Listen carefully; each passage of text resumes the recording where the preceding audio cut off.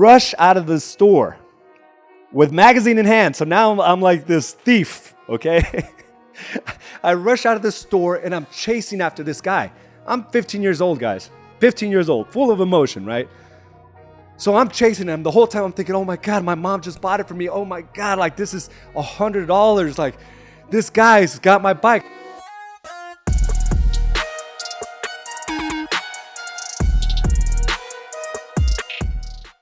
Welcome to another episode of Mindset Mastery. I'm your host, Araujo, and I want to thank you for joining me today on this beautiful Monday morning.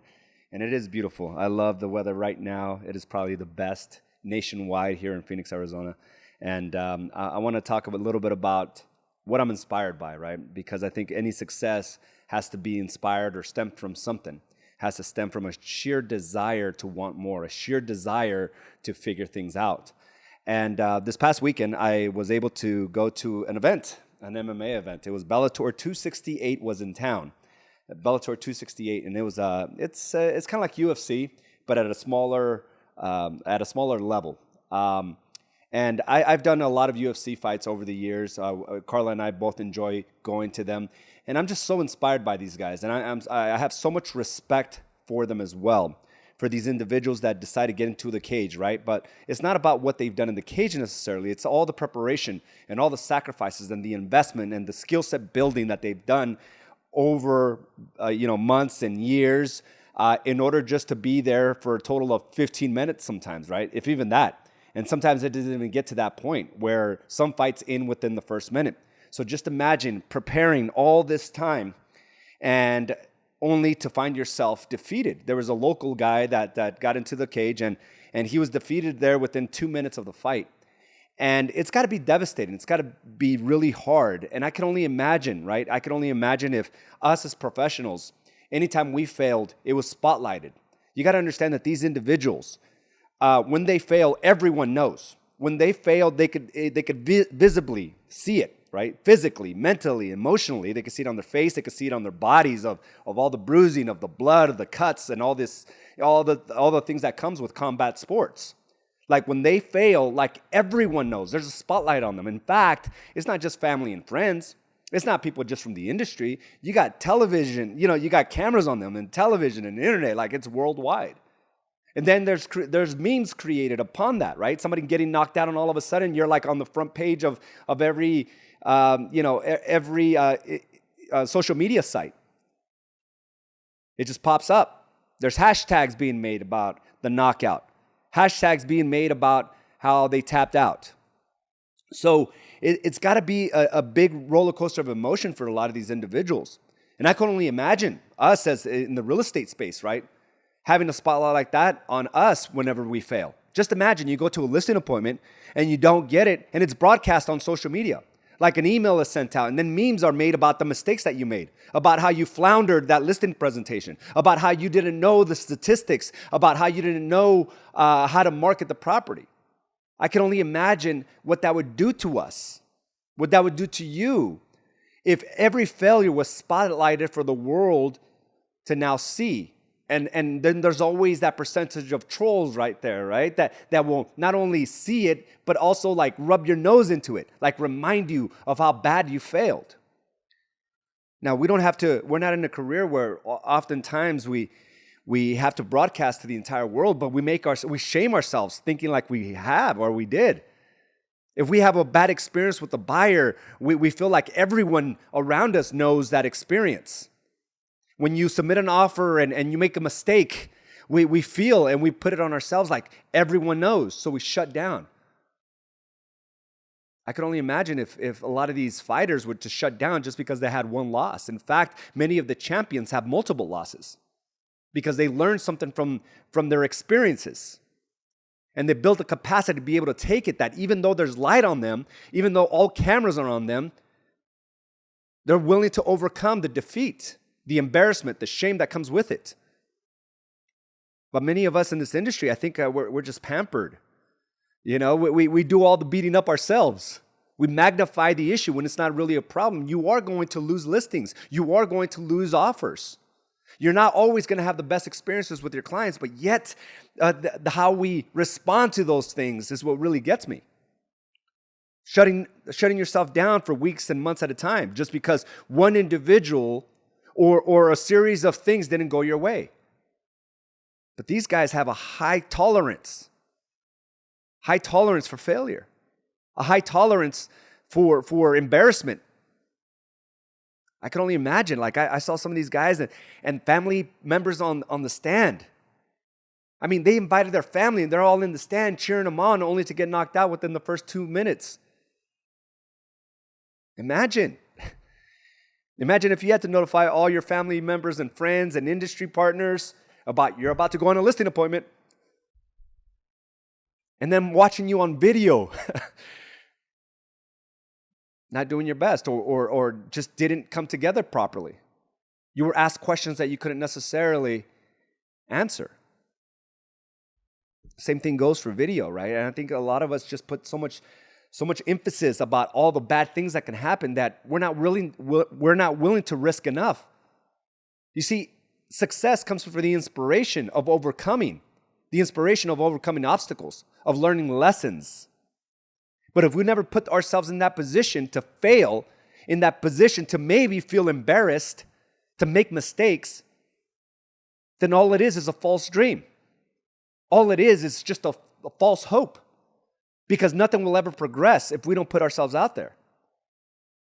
So many agents, because they don't have enough reps with the listing presentation or listing appointments, they avoid it. With video, because they may make a mistake, they may stutter, they may lose their train of thought, so they avoid it. See, these individuals will never become champions. They will never further their career if they didn't put themselves out there for the world to see. There's always a risk of failure. Let's just be happy that we don't have a camera following us around, that we're not inviting all our family and friends to sit down and witness how we, did that listing presentation or how we wrote up that offer, and then have the listing agent laugh about how your offer came through compared to somebody else. Just imagine having to overcome those things.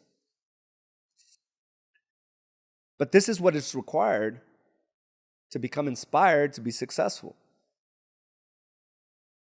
We got to take those risks. We got to understand that success comes through the experience, through the failures, through the lessons, and then figuring out what to do next. What are you going to do next? One thing about success is that you understand what propels you forward and what things keep you back, what holds you back. Not being confident holds you back. Not being in a good place at home holds you back. Carrying around guilt and shame holds you back.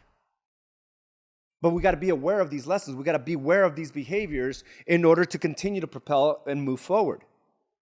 This past Friday, my daughter's been on fall break. My eldest, she drives now, 16 years old, drives around in a nice Jeep. She's got it hooked up, right? She woke up early on Friday morning, and as I'm getting ready to the office, I just came back from the gym, and I'm getting ready to go to the office. I have a big agenda planned, right? I wrote everything down on my 12-week target book. I have so many things that I have to do, so many things that I have to accomplish. And then she asked me, "Hey, Dad, you want to go to breakfast with me?"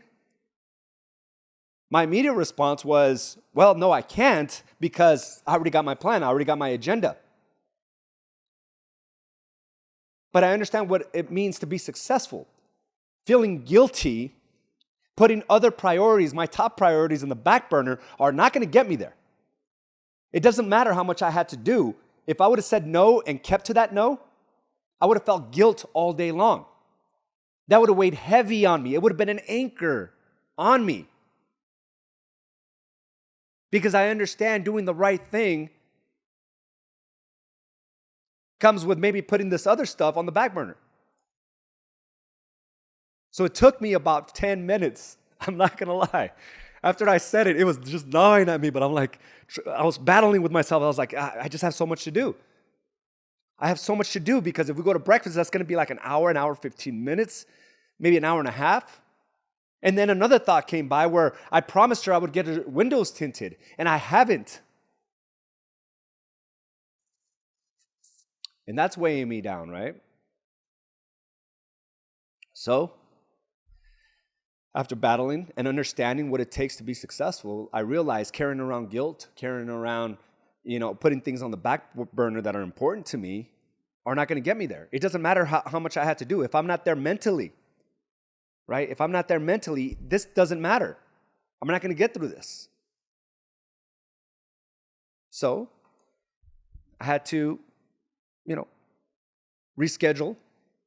I had to push everything back. But then I start thinking, how cool is that? That my 16-year-old daughter wants to hang out with dad. How many opportunities am I going to have with that? Right? How many opportunities am I going to have with her?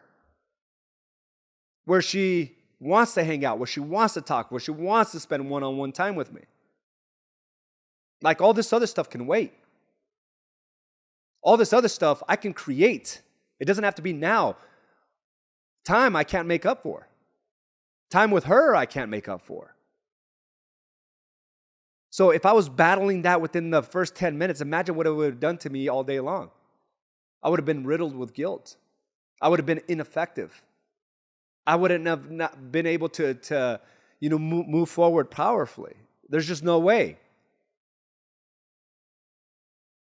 So not only did we have a nice breakfast, but on my way to go have breakfast with her, I called a tint shop right down the street.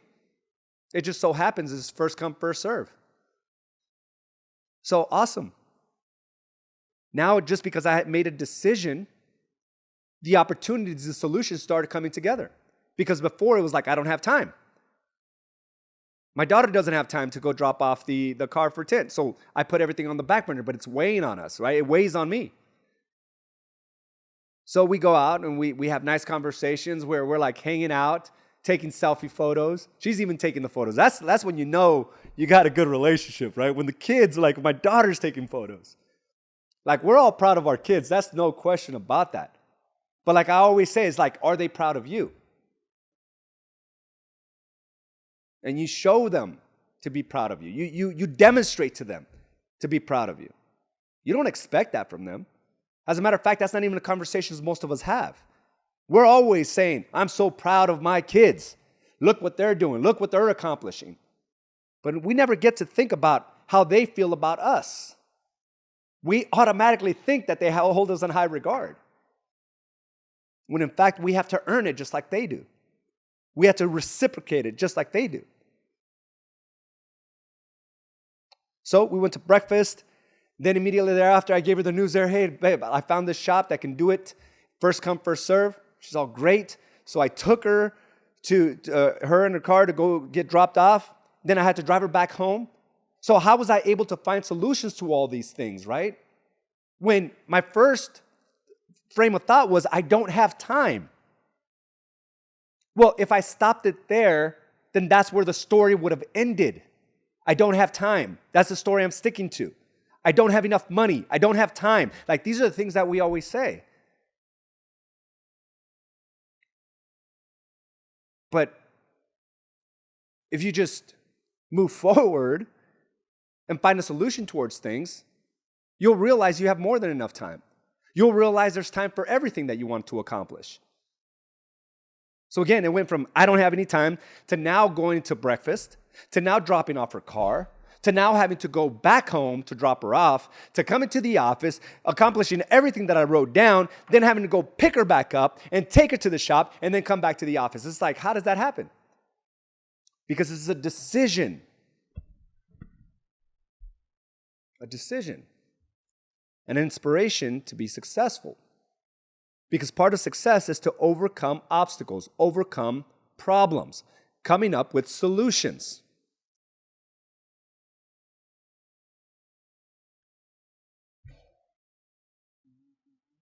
But it comes with that.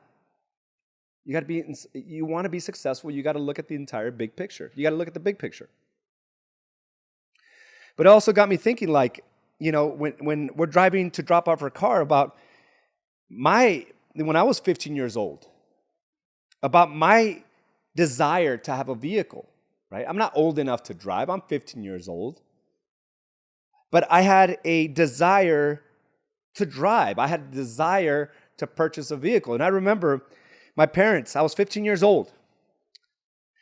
And my parents bought me this mountain bike. It wasn't brand new. It was a bike that my uncle had, and it was a nice little mountain bike. I think he bought it at Costco. It was called Price Club back in the day. That kind of showcases my age now. Okay, this place was Costco used to be called Price Club, and he bought this bike, and he used it to go to work, and he didn't need it anymore. He bought a vehicle, so he didn't need it. He had no use for it. So he sold it to me, right? I didn't have any money. I didn't have a job. So my parents bought it. I think it was like $100. And that was a lot of money back then. But it was a nice bike. It was a nice bike, $100 bike. And I remember literally the second day that I get on this bike, I decided to go down to Circle K right down the street. I went to Circle K because I had this vision about what kind of car I was going to buy when I turned 16. Okay, I didn't think about I didn't have a job. I didn't think about how I was going to make the money. I just had the foresight that I wanted a vehicle when I turned 16. So I get on my bike and I'm riding over and I go to the stand. Okay, so when you walk into Circle K, there's like a little stand of magazines. And the one I was looking for was Auto Trader. There was no internet back then, right? I couldn't just look it up on autotrader.com or cars.com. I had to literally go to the store on my bike walk through the door, pick up a physical magazine with cars on it, and it would be updated every week, not daily, not like every minute like it is today, right? It's updated within seconds. Back then, it was like this big launch. Every week, a brand new Auto Trader would be, released. So I knew it was Tuesday. I knew there was a new Auto Trader coming out, and I wanted to see what kind of vehicles were out there. So I drive over. I ride myself out of there. And I put on the kickstand on my mountain bike, and I'm thinking it's safe because literally the magazine stand is on the other side of the glass. I could see my bicycle. So I opened up the Auto Trader because I couldn't wait till I got home. I needed to look at it right then and there. So I spent about a minute, 2 minutes looking through it. Then all of a sudden I see this guy walk by and jump on my bicycle. And I rush out of the store with magazine in hand. So now I'm like this thief, okay? I rush out of the store and I'm chasing after this guy. I'm 15 years old, guys. 15 years old, full of emotion, right? So I'm chasing him. The whole time I'm thinking, oh my God, my mom just bought it for me. Oh my God, like this is $100. Like, this guy's got my bike, so I'm chasing him down the street. Like, cars are driving by me, and I'm, like, just running after this dude. And I got my hand on the seat, and he kept just going. Next thing you know, there's about 30 feet of space between us. I wish I could say I took it like a champ. I wish I could tell you, like, hey, it was no big deal, you know. I broke down. I got to my knees and I was crying, tears all over my face. It was probably one of those ugly cries, you know what I mean? Like, just, it was all out. I didn't care what was around me. I forgot that there was even cars driving by me.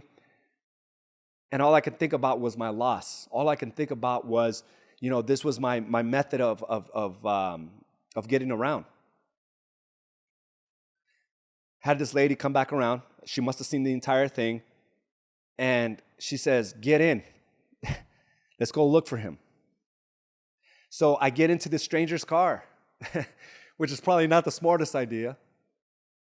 But she looked, she looked like she wanted to help me. So I get into this lady's car, and we go by the apartments, and we're circling around, and she's trying to make me feel better. And I was just caught up in my emotion. I was like, how am I going to explain this? I just got this bike. She drops me back home, and I had to tell my parents, and they reacted completely different from what I thought. I thought they were going to blame me for not, taking care of my stuff, but they were very supportive, which kind of baffled me because the story I was telling myself was like, it's the worst thing in the world. And when I got there, it was like, it's going to be okay. But with everything, I realized that, this is a failure that I saw. This is a step backwards, right? Anytime we try to strive for something, right? I had this bike, which was a stepping stone to hopefully get in my car when I was 16, right? And I was thinking, okay, if I get if I have my bike now, when I turn 16, I'll be able to get a job, and then I'll save for like 6 months, and then by the time I'm 16 and a half, close to 17, I'll be able to drive. But it's funny when these things happen. It's not necessarily supposed to take us back. It's not supposed to hinder us. We're not supposed to just keel over and give up. It's supposed to inspire solutions, inspiration.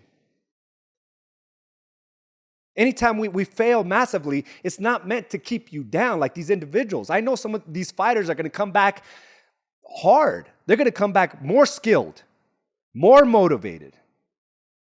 And yet there's others that never come back at all because they're caught up on this failure. And listen, like this, it hurt. It hurt deeply. Did I spend some time kind of being victimized by the situation?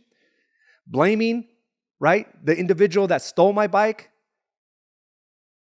Blaming how things don't go my way, that I'll never be able to get my car now?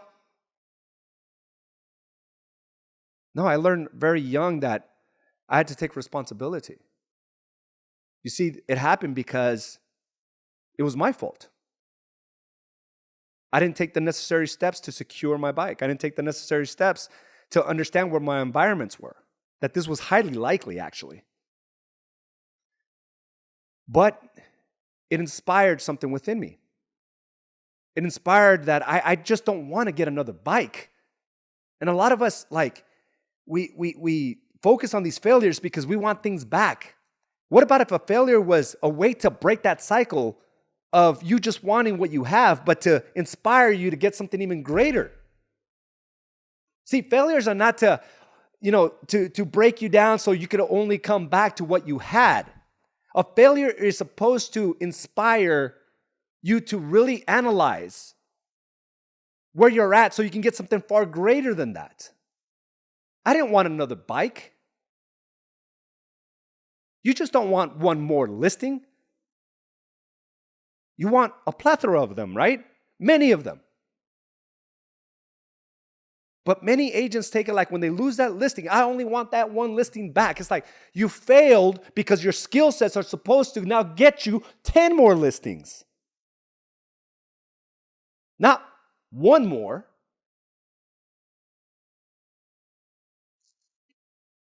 So with every failure, you have to ask yourselves, what could I have done different?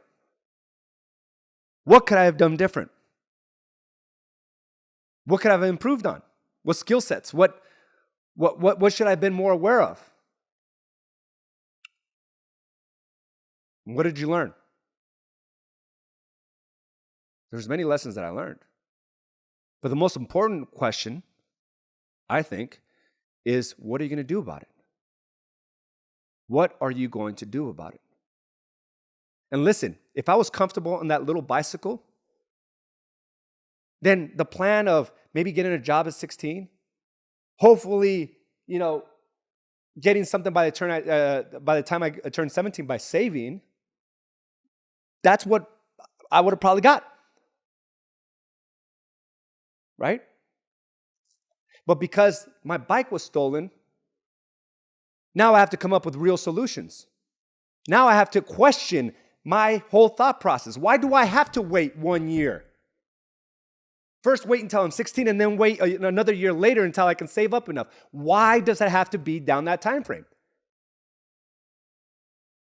Maybe I just need to open up my perspective a little greater to see how I can get that stuff now or sooner.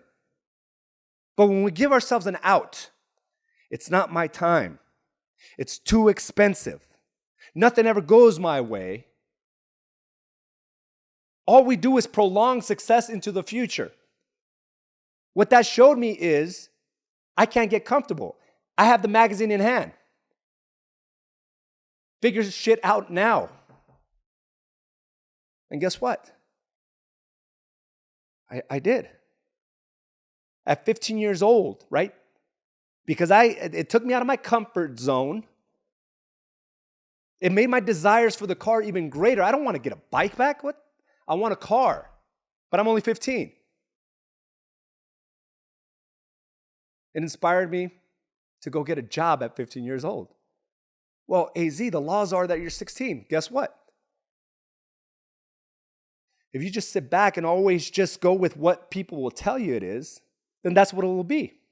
Or you could try to find an alternative way. So at 15 years old, I get my first job. At 15 years old, I'm working at this restaurant as a busboy. And guess what? Every day I'm getting tips. And I'm saving those tips every single day. And I want that car. So I started doing some reverse engineering. If I can make this much money, which means I need to work this many hours, next thing you know, I'm working like 40 hours plus going to school full time. I'm taking the city bus all the way to downtown Phoenix, a 35, 40-minute bus ride every day. But I didn't want a bike back. I need to find a solution to something greater. You just don't want that one listing. You need 10. You just don't want to make 100,000. You need to make 3. But if we don't face these failures, if we don't put ourselves in a position to go after what our vision is, then we'll never get there.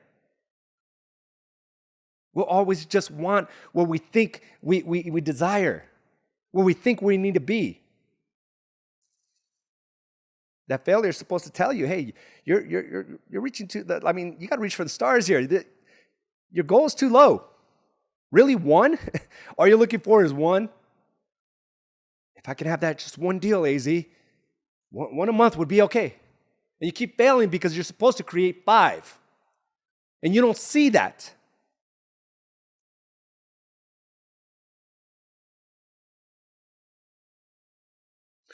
So I work. 15 years old. Carrying around that Auto Trader every week. And I'm saving and I'm saving and I'm saving. And 2 weeks before my birthday, don't even have a license yet, I convinced my mom to go see this Nissan Sentra that I saw for $2,000. Little red Nissan Sentra, the basic standard, like no upgrades whatsoever. I mean, the basic of vehicles that you can actually get. I think it was a 2-cylinder. Have a hard time going up hills. 2-door, cloth interior. No tint. I see it. Don't even know how to drive it. I don't know how to drive standard. Right? I'm barely getting the hang of a real, like an automatic. This vehicle is a standard. Right? Shift, gears. And I buy it. Can't drive it home. So we had to call my aunt because my mom didn't know how to drive standard either. So we called my aunt to drive it home for us. It sat in my front yard for about 3 weeks before I could actually get behind the wheel. And I'll tell you what, like when the first time I got into the wheel, I didn't know how to stand it. I almost crashed into my front of the house trying to start it. You know how it jumps forward? I was like this close to hitting the wall of my house.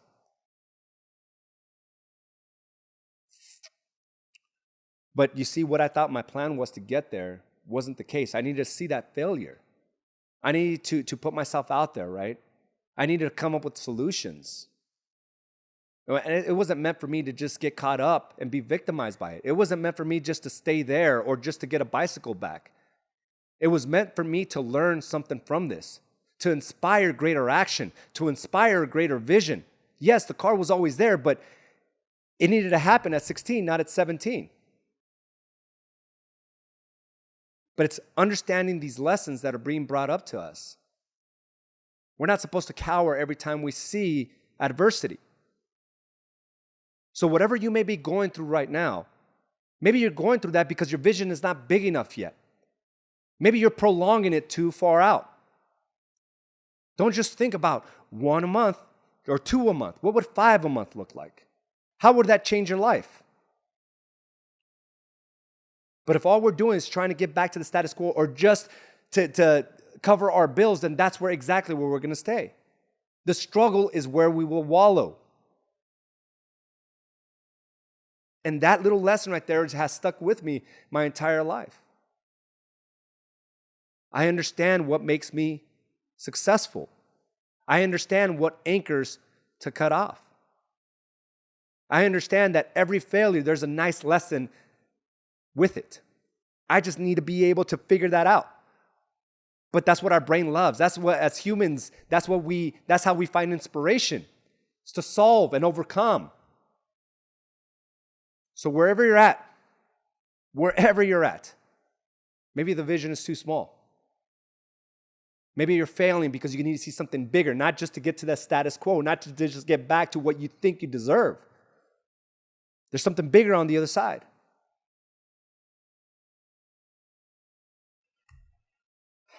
So let's start to offset these beliefs that we're buying into, that these stories that we're incapable of. Right? Stop asking yourself stop telling yourself that it's too expensive, that it's too tough, that it's too far, that you'll never get there, that you're too old, that you're too young, that you're not good with money, that you don't have enough experience. We have enough to just be able to get to that next level to see something greater. And I'm so happy for all those lessons, right? But we got to remember, we don't have that spotlight. So when you fail, the world is not seeing it. We're just putting that spotlight on ourselves. We're hindering ourselves. Okay? So make those videos, go on those listing appointments, put yourself out there. And don't just think you deserve only a limited amount of success. It goes way beyond that. But analyze those lessons. Guys, I want to thank you again for joining me for this episode of Mindset Mastery. I hope you had enough to just inspire you to go out there and absolutely kill it. Thank you again for joining me, and I will talk to you soon. Thank you for joining us for this episode of Badass Agents Podcast, brought to you by AZ & Associates and Do the Work Coaching and Consulting. You can watch this and other episodes by subscribing to our channel on YouTube or by visiting us directly at badassagents.com. And of course, you can listen to this episode and many others on your preferred podcast provider.